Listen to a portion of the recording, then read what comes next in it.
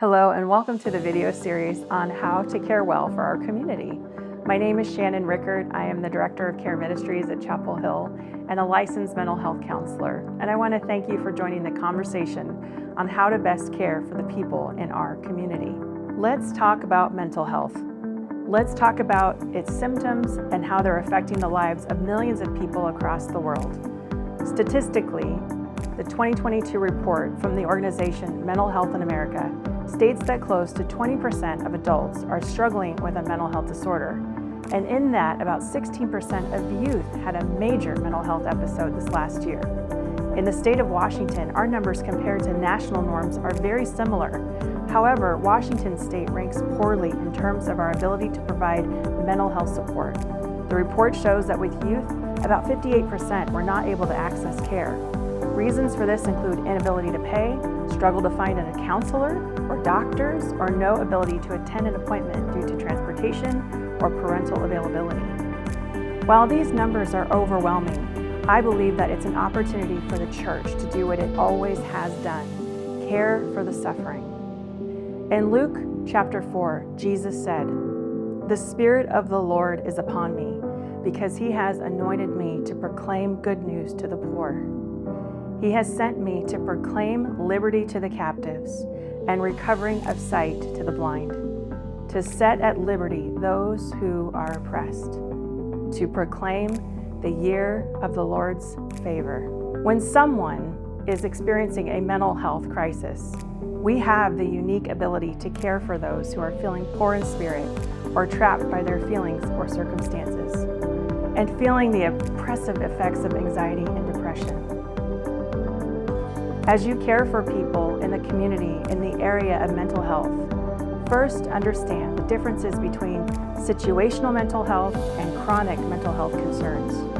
The truth is that everyone can feel strong emotions that cause stress, anxiety, and depression.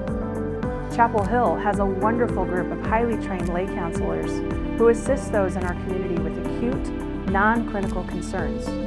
Meeting with a lay counselor can help a person sort through the issues causing the symptoms and can experience healing. But what you must also understand is that when anxiety and depressive symptoms are chronic, the conditions can turn into a clinical issue, and helping a person access professional care is the most important step.